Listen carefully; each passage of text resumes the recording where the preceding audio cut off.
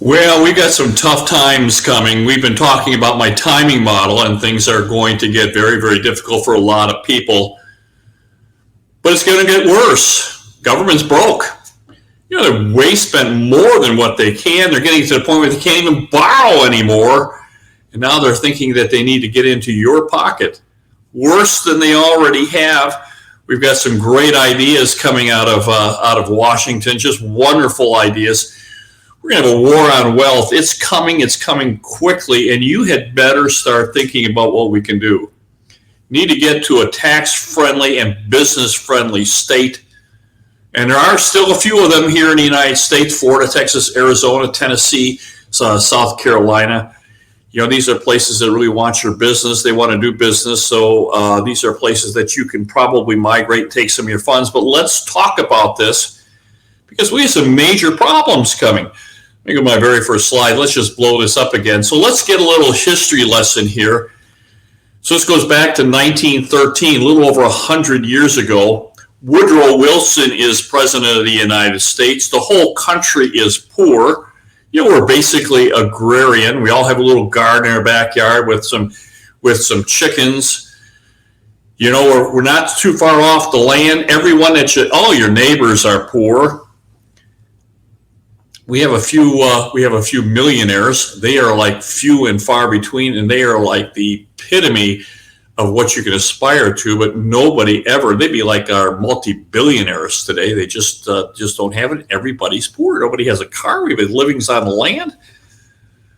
And we've got Woodrow Wilson as president. So let me go to the next slide. So in 1913, no one is making any money. So the average income across the country is $438 a year. Do you get that? A year. So if you're working for a state or the government, the average worker for the state or government is making $590 a year. A school teacher's making $328 a year. And building trades, people are doing things, building skyscrapers in New York. They're making 37 cents an hour. 37 cents times 40 hours. So they're making $15 a week times 50 weeks. Not very much. They're getting, they'd be pretty high paid, like $700. And that is all that we are making. And look what happened. So in 1913, the U.S. government, the Congress, adopts a 1% income tax. Now, this is what happened in 1913. Income tax gets adopted. 1%.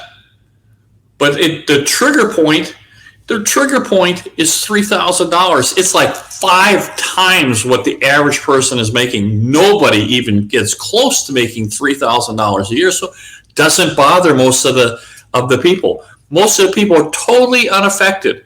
$3,000 was like an exorbitant amount of money. You would make $3,000 in 5 or 6 years of working. And they'll do a surcharge of 6% above $3,000 up to more than $500,000, which is just like, holy cow, that's like more than anything we can possibly get. And that was in 1913. So you all know what happened 100 years later. I mean, every last one of you know how much money we're paying in taxes. It's not just income tax. You get state taxes, you get county taxes, you got real estate taxes, you got sales tax, you got excise tax, you've got taxes on fuel, road taxes, everywhere now we've got a new tax coming to us. It's called a wealth tax, because you have too much money. You are too well off. You've done too well. You've worked too hard in your life, and now the government wants to take that money from you. And if you're in one of these high tax states, you are in big, big trouble. The sooner you get out, the better off you're going to be. Now, you've got people like Elizabeth Warren, who's got a war on wealth. Now, nobody looks into her finances, so we're not going to talk about that, because oftentimes these programs work for other people, not for them. But let's see who's looking to do this. You've got Elizabeth Warren, Pramila Jayapal, and Brennan Boyle. They're the big pushers of this. It's in the Senate and it's in the Congress as well. Sponsored, of course, by Bernie Sanders and group. All these folks on the right, they're also involved on this. They just they think that's a great idea to get into your pocket. So let's see what they're talking about here as to what this is going to work for you. So let's just take a quick peek at this. So 2% annual tax on the net worth of households and trusts between $50 million and $1 billion. Now, this is like 1913. Nobody had this kind of money in 1913, and here we are 100 years later, and everybody's got this money. That's called inflation. That's the other way to get into your pocket and take your money, is inflate things away. We've got that coming too. We're going to talk about that a little bit too. But here they are talking about 2% of your wealth, not what you make, what you have earned and kept. So your wealth, so your houses and your apartment buildings and your factories and the things that you work, your farm, you could easily be a farmer and have this kind of money, and you have to pay 2%. 2% of the wealth, not, and income tax, of course, on top of that, but 2%. So if you have a $50 million property, maybe you've done really, really well, and your family's done well, they're going to want 2%, $1 million cash sent to them every year. So in 10 years, you're going to send them $10 million on top of your income tax. And this is just fine because it's better for everybody because, these senators and Congress people, they've done so well with their lives that they know how to do better than you do. They're so much better with your money. They can take your money and spend it so much better and more wiser than you can. So what are you going to do? It's only going to get worse. Look what's going on in New York City. It's uninvestable. How can you possibly go to these municipalities and cities and now the state of New York? How can you go there and say, I want to do business in a state? How could you possibly open up a auto plant or any kind of production plant or manufacturing because it's uninvestable? They can come in and say, you have made a mistake. We think that you've defrauded someone and we're going to take your money. Now you can have everybody in the world say, hey, look, we're just fine. We weren't defrauded. We knew exactly what we're doing. But now you have a prosecutor and a judge say, well, we know better and we don't believe the fact that you weren't injured. We're going to charge you and lose everything that you own. So how is this possible? It's getting worse than that. California, and Oregon, Washington State, New Jersey, Wisconsin, Minnesota, New York. These are places that you need to at all costs avoid. So now we do a 1031 exchange. We've been talking about the fact that if you're in one of these states, the best thing for you to do is take some of your investment properties you can do for a very reasonable amount of money. So remember, we do a lot of single family homes, affordable housing.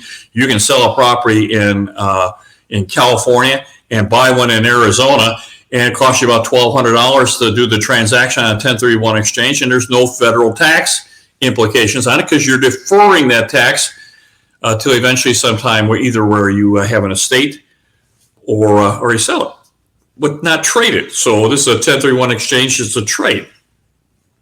Now California and Oregon and Montana and Massachusetts are saying, well, that's fine for federal, but we're going to charge you state tax.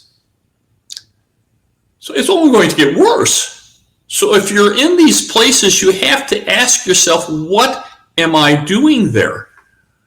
Is the economy so rosy and I'm making so much money that I can afford to have antagonistic, crime-ridden, assault-driven, high-tax states that want your wealth and don't like you? Why would you continue to do business there? And we have inflation coming. So if you don't have real assets, the government is spending so much money, they're causing inflation, and they're going to inflate away your wealth. They're either going to take your wealth or they're going to inflate it away. So that's how this is going to work. So either they're going to inflate your wealth away, and unless you have real assets like precious metals, commodities, farmland, forest and timber products, or real estate, you're going to lose out. And if you're in some of these high tax, aggressive, anti-business states, you got to ask yourself, why are you doing that? Let me go to my next slide and let's just talk about that. So get out while you can. That's our advice. Get out while you can. There's so much better places. Here in Phoenix, Arizona, we are doing so incredibly well. We've got chip plants here. We've got that are just going to have tens of thousands of jobs. The growth is phenomenal. You can buy a house for $400,000 or $500,000, less than you can buy in California or Oregon or Washington. You can live in a crime-free neighborhood. Send your kids; they can walk to school in a crime-free neighborhood. Your workers can buy a house, and we want your business. And this is not just a flash in the pan. This is a decades-long phenomenon and issues that we're having. Give us a call. We're going to do everything we possibly can to help you to get out of where you're at, and let's get into a place where you can start making some money. Florida, Texas, Arizona, certainly Tennessee, the Carolinas. These are just some great places that you should start to consider. But let's start limiting your losses and let's get going. My very best to you guys. Bye-bye now.